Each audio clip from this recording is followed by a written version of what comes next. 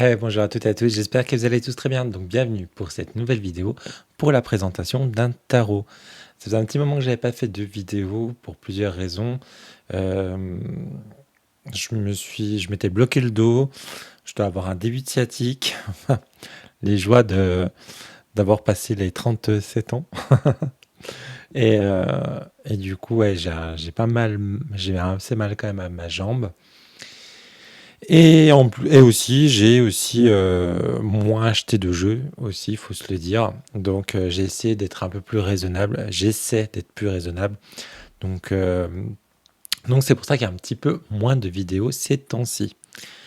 Donc là, comme vous l'avez vu, donc j'ai reçu un nouveau tarot, par contre que je suivais de très près sur Instagram.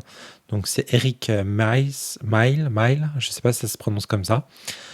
C'est le The Endless Tarot. Je sais qu'il a fait plusieurs déjà tarots, il a fait un oracle. J'hésite à le prendre, l'oracle. Après les oracles en anglais, j'essaie d'éviter de temps en temps quand même. Euh, du coup, bon, pour l'instant, j'ai pris le tarot, ça me va très bien. Donc, je l'ai commandé au Salon des Arcanes, il vient de sortir. Au Salon des Arcanes, il est au prix de 59 euros en ce moment, il est en promotion au lieu de 64 euros. C'est un peu un prix de lancement qu'il a fait jusqu'à. Bah, je sais pas jusqu'à quand, mais il avait donné une date, je crois. Donc voilà. Donc c'est la première fois que j'acquiers un jeu de Eric. Donc ce sont des peintures qui sont faites tout à la main. Donc j'avais suivi un petit peu le projet sur son compte Instagram. Et du coup, c'était une campagne Kickstarter. Bah, alors moi, je ne l'ai pas suivi, parce que c'est vrai que les campagnes Kickstarter, je les suis moins, parce que souvent Nicolas, derrière, il va les reprendre. Donc du coup, j'achète directement souvent à Nicolas. C'est un jeu de, je crois, 60 cartes.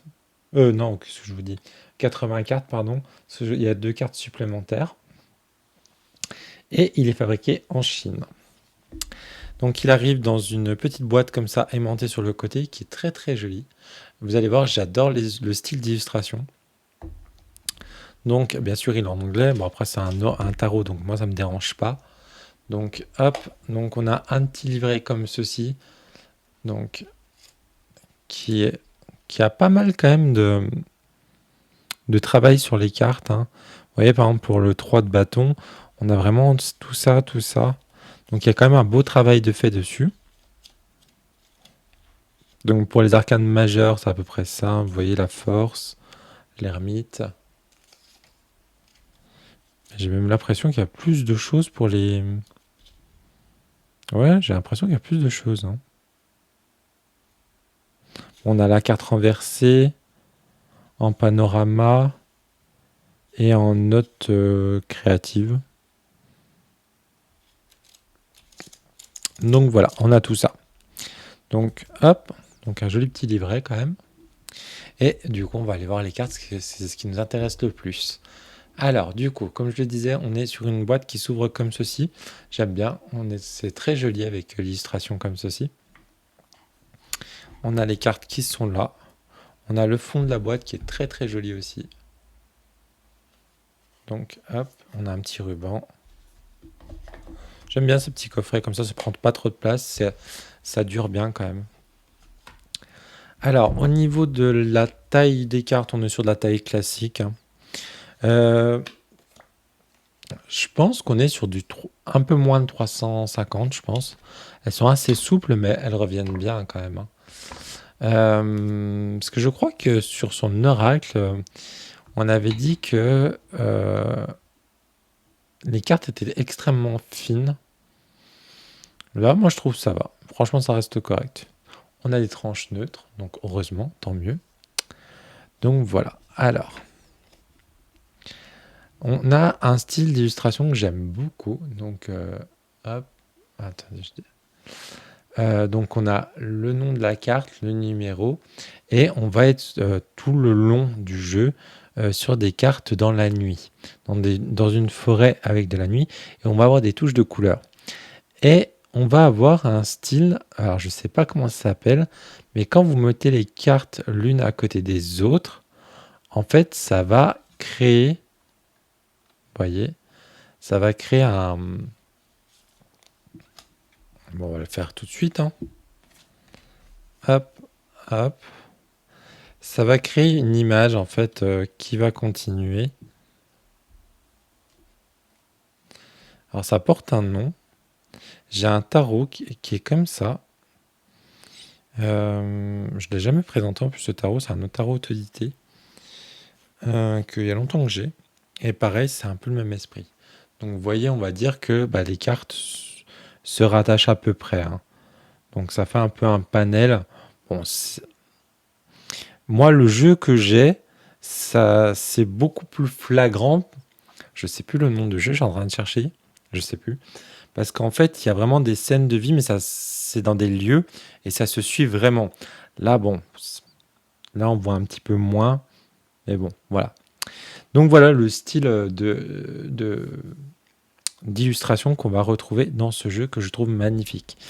Je vais le redécouvrir avec vous parce que je l'avais regardé très rapidement, mais très rapidement. En fait, je voulais me garder la surprise. J'avais vu que quelques cartes. Je l'ai reçu hier, donc du Salon des Arcanes. Et du coup, là, je vous fais la vidéo. Donc, j'ai pas été voir du tout les cartes. Donc, je vais avoir la surprise avec vous. Donc, du coup, on a le fou. Donc, ça suit le rider. On a la colline. On a le baluchon, le chien. On a le magicien. Je l'avais beaucoup aimé cette carte-là quand je l'avais vue, justement. Elle est très belle. On est sur des cartes, j'avais pas précisé aussi, on est sur des cartes. Alors, elles sont pas mates. Elles sont pas brillantes. Elles sont satinées, on va dire, parce que ça brille un petit peu, vous voyez. Donc, on a le magicien. On a l'impératrice, la grande prêtresse, pardon. Il a un côté un peu grec, je trouve. Si je me rappelle bien, dans son oracle, il parlait que c'était de la mythologie grecque et, euh, et, euh, et le... Ah mince, j'ai perdu le nom. Et le roi Arthur. euh, le mythe arthurien, on va dire. Que c'était un mélange en fait un peu grec et arthurien. Et je trouve qu'on retrouve là, comme là, par exemple, l'impératrice, la grande prêtresse, pardon. Je trouve que ça fait un peu grec peut-être par rapport aux ruines qu'on voit derrière. Donc là, vous voyez, on a l'impératrice. Donc là, on n'a personne, on n'a pas de, mais on a quand même ce blé et. Je perds mes mots ce soir. Je suis désolé. Euh, Ce fruit, je suis en train de chercher. La grenade, merci. J'étais en train de chercher. Donc, on a cette grenade qui est là. On a notre empereur, donc représenté par un. Alors, je sais pas si c'est un bouc ou un bélier. Je dirais plutôt un bélier. On a notre hiérophante. Oh, intéressant ce hiérophante. Je l'avais pas vu encore. Tiens, tiens. J'aime beaucoup. J'irai voir. Qu'est-ce que exactement la carte représente? Enfin, qu'est-ce il raconte par rapport à cette carte? Les amoureux. Elle est très jolie cette carte. Ah, on a deux amoureux. Ah, donc on doit avoir plus de cartes que je vous ai dit. Ah, attendez, parce qu'à côté de moi, j'ai...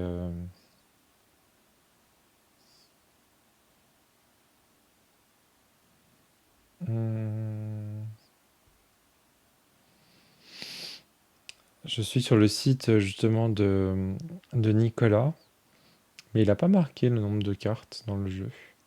Donc voilà, bon, on va voir, hein. Donc là, on a deux amoureux. Moi, franchement, je vais garder celle-là. Euh, je l'aime bien avec cet effet au bord du lac et tout.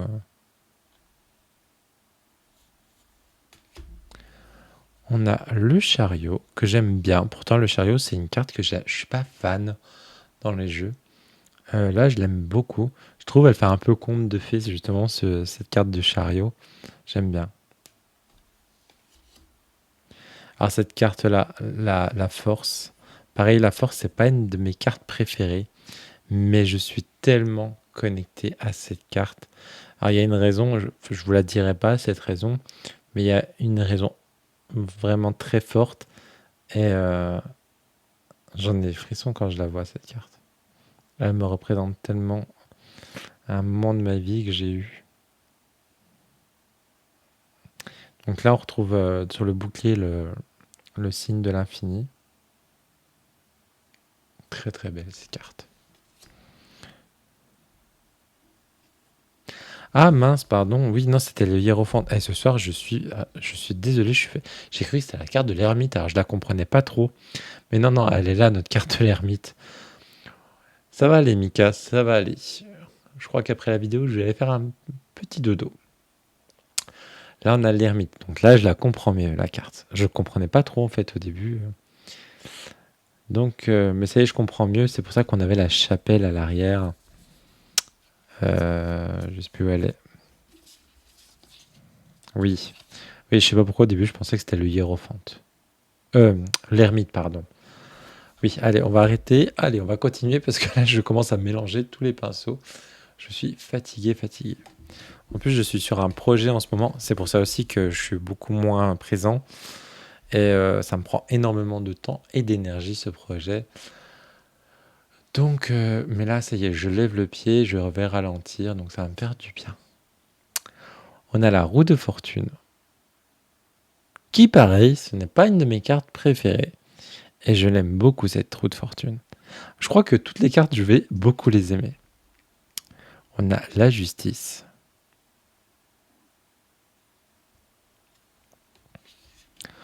On a le pendu.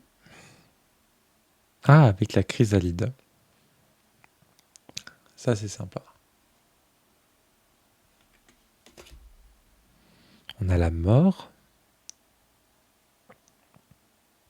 Ah oui, j'étais en train de la chercher. Elle est juste ici, en fait, là, avec sa faux. Je sais pas si vous allez bien voir par rapport à la vidéo. Vous voyez, elle est juste ici. Et on a la faux.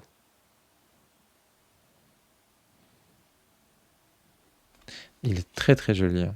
Oh, la tempérance, j'adore. Je trouve, je trouve il fait vraiment conte de fées, hein, quand même, ce jeu, hein. Mais pour la période sombre et la période hivernale surtout, je trouve pour l'hiver, il va très très bien aller. Parce que il a ce côté un petit peu froid, je trouve, parce qu'on a ces couleurs froides. J'aime beaucoup. Donc là, on a le diable avec cette espèce de vouivre.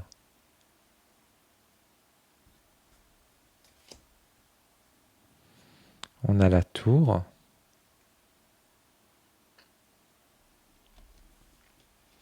Oh, elle est très belle l'étoile. Regardez avec cette licorne qui est juste ici. Magnifique. On a la lune. Oh là là, il est vraiment beau. Je regrette pas du tout. Il est vraiment magnifique. Oh, regardez-moi ce soleil comme il est beau. C'est juste magnifique. Le jugement.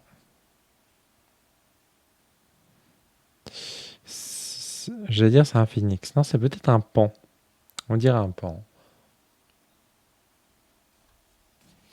Et la carte du monde qui est très très très belle. Oui, je sais, je vous le dis. J'ai dit qu'elles étaient toutes belles. Mais je crois que c'est la première fois dans les cartes majeures que toutes les cartes majeures, je les aime beaucoup.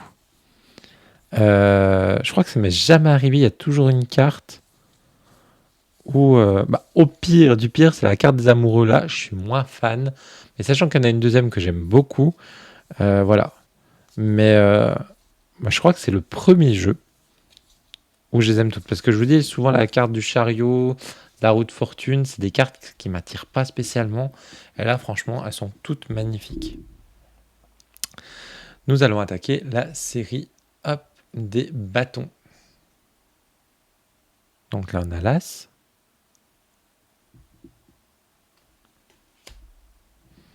On a le 2.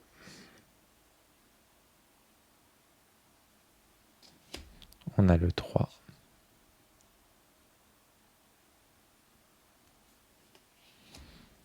On a le 4.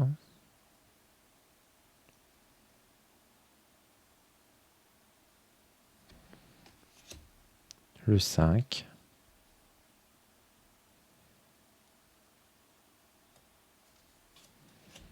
le 6. Hop là, j'arrive pas à attraper. Vous voyez, il suit vraiment le rider, hein. Le 7,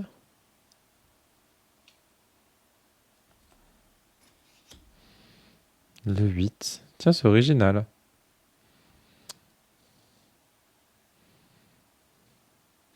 Alors, est-ce qu'on a cette notion d'accélération et tout? Donc, on a ces bougies qui vont fondre. Logiquement, ça fond doucement des bougies. Et pourtant, la carte du 8 de bâton, on est sur quelque chose d'assez rapide, assez en mouvement. Moins que ce soit des bougies qui brûlent très vite. On a le 9 de bâton. Et on a le 10. On a le page, avec une petite salamandre, donc on a vraiment cette énergie de feu. On a notre cavalier. Oh, elle est très belle la reine. Elle fait très mystique, très sorcière, très mage. On dirait même un homme. Et on a le roi. C'est pas souvent que sur les rois, j'aime beaucoup avec ses cornes et tout, où on a plusieurs personnages justement. Et là, on a vraiment plusieurs personnages, c'est pas souvent. On a l'as de coupe, pardon. Je finis pas mes phrases. Le 2. Ah, c'est quoi? C'est des oiseaux. On a le 3. Et en fait, ce style de maison, ça fait vraiment conte de fées quand même, hein. Le 4. Le 5.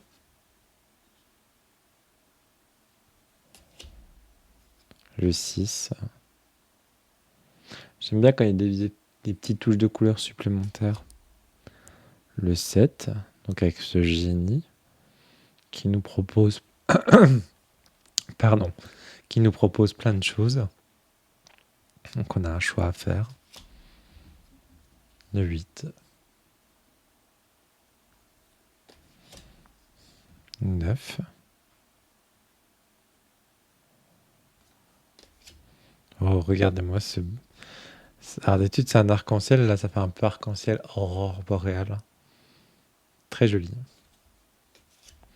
Le page. Alors je pense que les pages, à chaque fois on aura un petit animal, hein, parce que là on a le poisson. Donc là, on a notre cavalier. Notre reine, qui est une espèce de sirène. Et notre roi. C'est marrant quand même, tous les rois, vous voyez, à chaque fois on a plusieurs personnages, hein. Donc on va voir si ça va être pareil pour tous les rois. On a l'as d'épée. Le 2.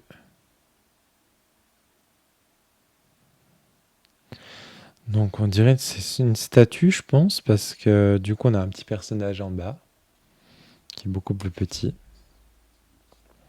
Le 3 d'épée. Donc vous voyez là, on voit donc un homme ou une femme, hein, qui est agenouillé devant une tombe, donc avec ces trois flèches, pardon, ces trois épées qui vont représenter ce cœur. Donc est-ce que c'est son amour qui est enterré dans cette tombe? Donc on a vraiment, vous voyez, il suit vraiment ce rider, hein. Le 4.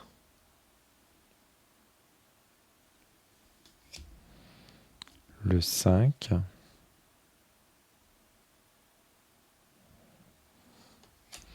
Par contre, je pense que j'irai quand même, quand je tirerai les cartes, j'irai traduire pour voir un petit peu l'histoire de la carte. Pour voir s'il y a des références à certaines mythologies, justement, certaines histoires, ou si vraiment c'est...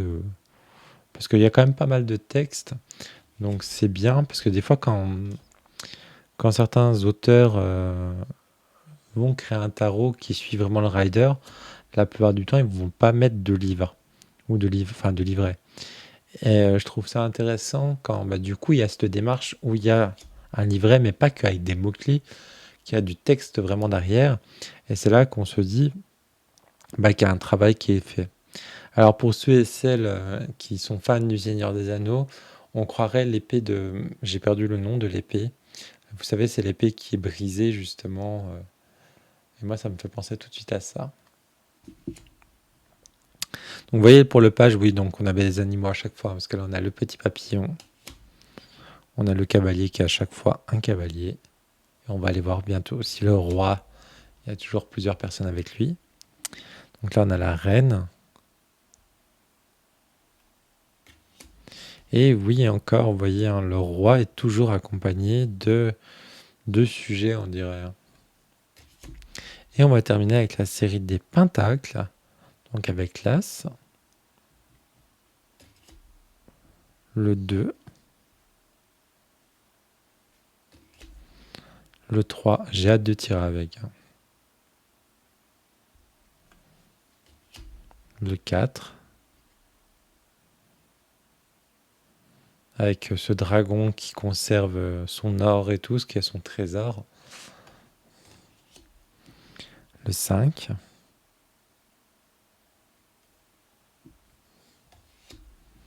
le 6,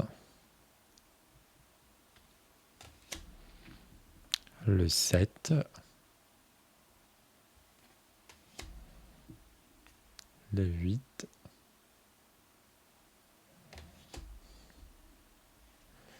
le 9,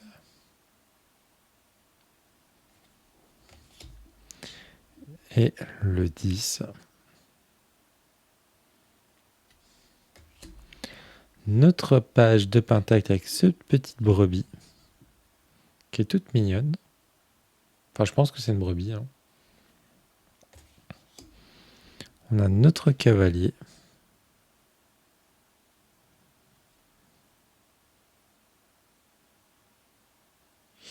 Est-ce qu'ils sont deux dessus? J'arrive pas à voir. Non, il est tout seul. Notre reine.